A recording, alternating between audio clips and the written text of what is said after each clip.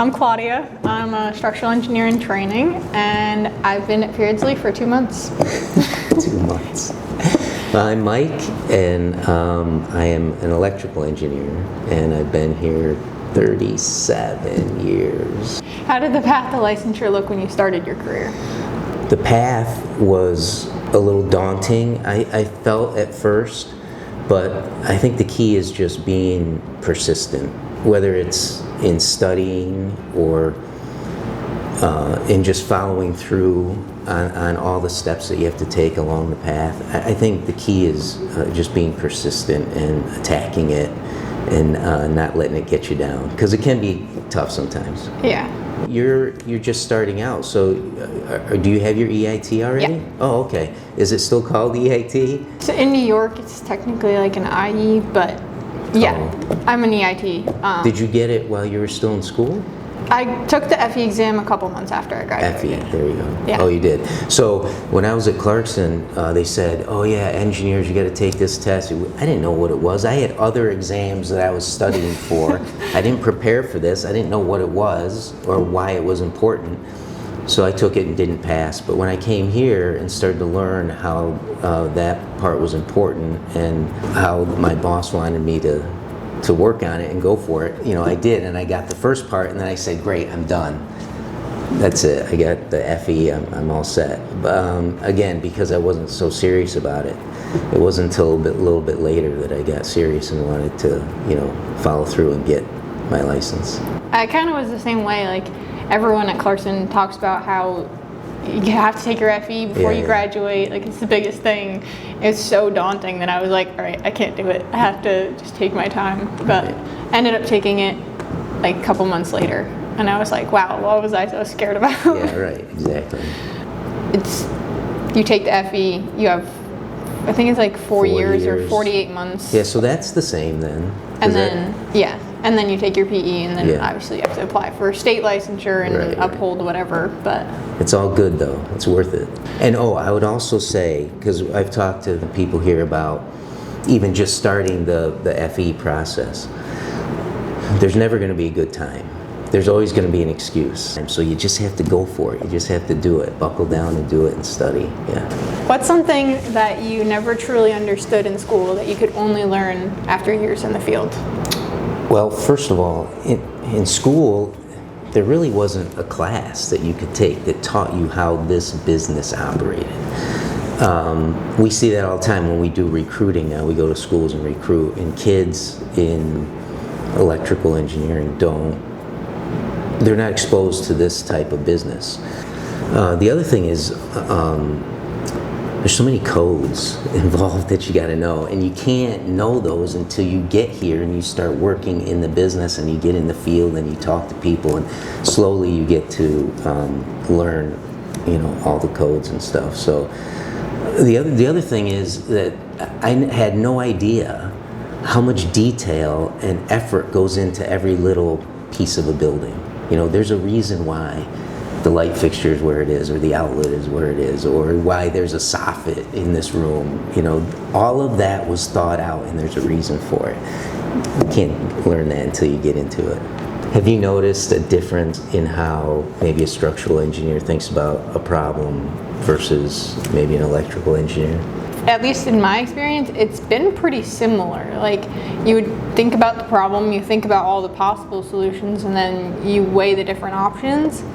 There's going to be differences, obviously, like I need to figure out maybe how to get a conduit through a building. You don't really care about that necessarily until I come to you and say, how am I going to get from here to here? And then can we poke a hole in your beam or whatever it is, and then we have to do some calculations together to figure it out. But yeah, I think you're right. In general, we have to figure out how to solve a problem together. I mean, I am trying to figure out how to make an architect's design stand up, and then you're trying to figure out how to get power throughout the structure that we designed. So it's like we're all different parts, but we're kind of coming across the same problems. Yeah. And then having to figure out, well, what's the best way to solve this? Should we move something, or can we find a creative solution around it, or do we have to just go through? Yeah, right. So Did you start, like how many years of experience did you have before Beardsley? 1. Oh, it's just one. So did you start immediately working on problems like that, or were you more of a drafts person, kind of just even trying to find your way and learning how things work? Definitely more of like a drafts person. I think my most experience with actually resolving those problems generally comes from finding them when I'm drafting things. Isn't that a good way to learn? Yeah. That's a great way to start out, isn't it? That's how I started. Yeah. And you just start asking questions and learn the business that way. Yeah. Yeah. Definitely less involved in all of like the resolution stuff, but more of just finding the problems and then kind of flagging it. And it's like you learn a lot just from that, because you're like, even in that, you're trying to find solutions before you even have to bring it up as a problem. Right. How does collaboration between disciplines actually play out day to day? Well, I think it's going to be different for every trade, or every individual is going to be different. But gosh, collaboration is so important. You know, we talked about a little bit about a full service firm and how nice it is to be able to collaborate with the other trades. But even within your trade, I've got a few examples. One that didn't work out the way I wanted, and one that did. So the one I gave some direction to a fellow electrical engineer about coordinating with the architect. He was putting in a light fixture, and there were some overhead doors. And I know if you're putting in some pendant lights, and it really depends on the height of the door, and is there going to be a conflict when the door comes up and where the light is. And I just asked him, I said, go talk to the architect. And you know how it is, you mentioned it already. The architect might be 20 feet away, or maybe just sitting right above you in the floor above. So I said to him, go check it out. Well, he didn't do that. And because he's working in 3D software, right? I see it, it's right here. I can see how it works. Later in the day, the architect was in our area, and I asked him, how'd that work out? And he looked at the screen, he's like, no, that's not gonna work. It's not like that anymore. Well, why isn't it not like that? Because he hadn't put it in to the system yet. He was sketching it out on his desk and doing some different things with that door. And so if the engineer had gone up to talk to him, they could have coordinated and figured it out. So that's one where I wish they had gone up and talked to them. The other one is, and this is a challenge going forward, where there's so much remote work, or I find also that young people are hesitant to pick up the phone even to talk to someone or ask a question. But in the electrical department here in Auburn, we sit right near each other. So Matt, a young guy, turns to me and asks a question. And I gave him an answer and said, this is how I do it.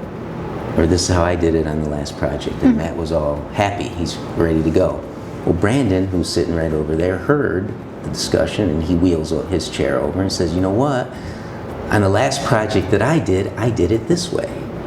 And I was like, well, that's a good way to do it. I like that.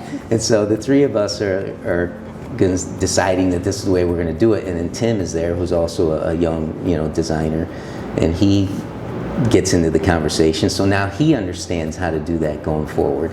Now, does that happen if we're all remote? Maybe Matt asks the initial question, maybe, but then the follow-up definitely doesn't happen, and that group learning definitely doesn't happen if we're not together, collaborating. I mean, I worked remotely for a while at my previous job, and that was the thing that I missed the most. Like, I learned the most just being around other people having conversations, not even just the people in my discipline. Like, hearing an electrical engineer talk about something, I can learn something and apply it maybe to my next job, or a plumbing engineer or something. Anybody having those conversations, just being in the office and hearing them, you learn so much more than having to ask the question yourself, because you'll probably never even think of the question that somebody else had. Yeah, I love hearing that. That's something that hasn't changed then. That's great. That still works. I love that. What are the differences between your work at a non-full service firm and then coming to Beardsley that is a full service firm. Some of the biggest differences I notice is like the level of coordination that goes on, especially between like even structural and architecture. The other day I was working on a project and the curb height had increased from 6 inches to 8 inches or something along the lines of that. And I was able to just walk downstairs and talk to Nick about it. And then he was like, okay, I'll update my drawings. And I went back upstairs and updated my drawings. And it's even just like the little things like that. Rather than having to send an email and it be like waiting 3 weeks for a response to change something so minuscule, I was able to just walk over and talk to Nick about it. And if he had a problem, we could have sat there and we could have figured it out.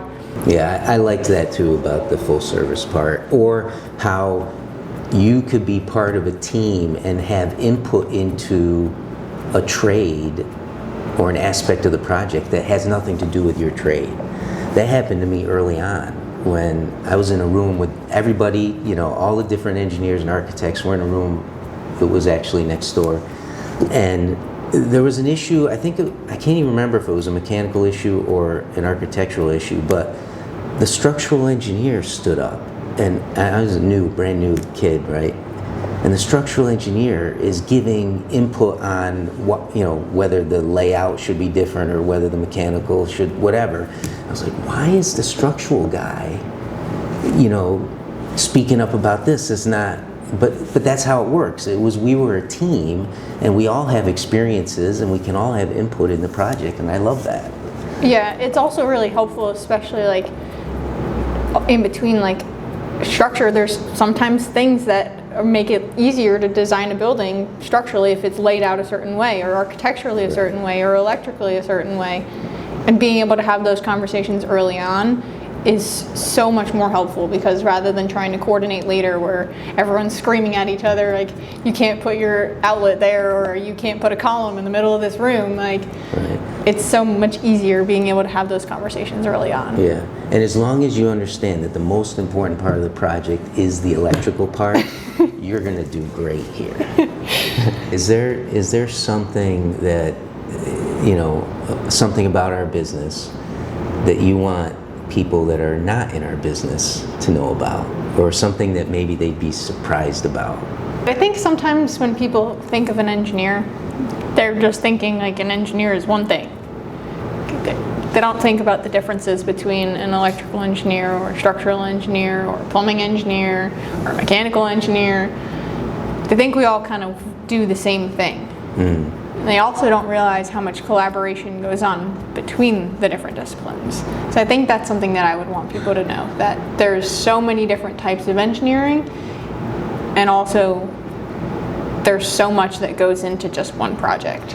Yeah, I would add to that. I would like people to know that there's a reason why something looks the way it does, or this piece of equipment is where it is, because all of those people that you just mentioned sat down together and talked about it and figured out how to put all these things together, and there's a reason why they're where they are. Even like the roadways, there's codes to how much a road can turn or where a stop sign goes or all of those things, and people don't think about that. Right. But there's so many different engineers that went into deciding all of those different things. Yeah. It's pretty cool. Yeah. How important do you think mentorship in engineering is, and what would you say is what makes it most effective? So I would say mentoring or mentorship in any career is important. I don't think it's just engineering, right? It's so, you can't expect a kid to come in off the street and, just because he had some college classes that he's going to be able to do this job or maybe any job. So I think it's super important, and I think what makes it effective is the mentor needs to be available to the mentee, or mentee, needs to be available, right? And encourage them to ask questions, and then be there to answer those questions. It takes a lot of time. They definitely have to give their time to that person, right? And then also, you got to give them work to do, like real work. You can't just be over their shoulder telling them what to do. You got to let them do the work. and then be there to answer their questions and help them along the way. Yeah, definitely struggling through it a little bit is really helpful. Yeah, it's not a bad thing, right? Yeah, but knowing that when you get to a point where you can't struggle anymore, it's more valuable to ask the question, to know how to do it the right way and to check that you're doing it the right way, rather than just sitting there and struggling. You learned so much in your time here. You want to pass all of that on, because otherwise Exactly. Beardsley is never going to grow. Those people are going to have to learn the same lessons that you learned and more lessons. You might as well try and transfer as much knowledge as you have to the next person to better them, yourself, and the company. I'm trying to do the same thing to people that my boss did to me, or the head of the electrical department. He was so great with taking the time to answer all my questions, and really teach me the business. I want to do the same thing for the next group that's coming up. What do you think that the next generation of engineers will need to be prepared for? It's a good question. I mean, obviously AI, you guys got to figure out, what the heck's going on there. All the technology that comes along, all these technologies are supposed to make things easier and better for us, but really, sometimes they hinder progress. So I think those are the challenges that you have to figure out. Yeah, I think also even with those things, they're really helpful tools, but it hinders your understanding because the computer is doing it for you. Mm-hmm. So something that I've found really valuable, especially in my time here, is trying to recreate the calculations that it's doing to make sure that I understand it, especially as an engineer who hasn't taken their PE exam yet. I need to know how to do all those things. I can't just let the computer do it for me all the time, because it's not going to be there when you take the test. So I'm glad you said that, because when I started, there weren't any. Well, we had one computer per department, and there was only 3 machines that could do CAD in the whole building. So we had to do everything by hand. And then as, of course, the computers and software and everything got more prevalent and they were all over the place, I still made all the new or younger people do everything by hand for a long time, until they understood where it all came from, before you just had the computer do it. So it gets harder now because, gosh, it's so easy to just, Yeah. I've also found, one of the programs we use, it tells you if it passes or fails, and it'll tell you what your element's issue is. But just looking at what the issue is doesn't tell you how to solve it, or how to make it so that that issue doesn't exist anymore. And if you don't understand where that issue is even coming from, you're never going to be able to solve it. Yeah. So having to work back and figure it out so that you can understand it to make the right changes to fix the problem, I think is extremely valuable, and something that especially here has been really great, because I'm encouraged to learn those things and figure out why it's having a problem and whether or not it even is a problem, because I've had multiple cases where the computer's telling me this can't happen, but if you actually work out the calculations and think of all the little things that are changing that the computer's not taking into consideration, it might actually work, or it could be worse than it seemed. Yeah. What's one piece of advice that you've gotten that has already changed the way you do things, or your outlook, or? Obviously, we all come to work, and what our goal here at Beardsley is to have as high quality drawings and deliverables to our clients as we possibly can. But I think the greatest piece of advice that I've gotten is that there's still your life going on outside of that, and there's a balance between your work and your life, and you're supposed to put 100% into both of those things. But there's always so much going on in everyone's lives that you have to also be understanding that people are still people. That's great. I can't top that answer. That's awesome. But I would say that what I tell young people, whether I'm recruiting at colleges or new engineers here, is to really work on your communication skills. So much of this business really is being able to talk to somebody else and not being afraid to pick up the phone or go talk to someone when you need to. I tell kids in school, take a public speaking class if you can. It's so helpful. But I think being able to be a good communicator is going to really help you out here. Yeah. Yeah. And we're all engineers, we're all a little bit weird, so learning how to communicate with each other is definitely important. And be persistent, stay with it, just being able to keep moving forward towards solving a problem or working toward your license or whatever the thing is. Just being persistent is also, I think, good advice.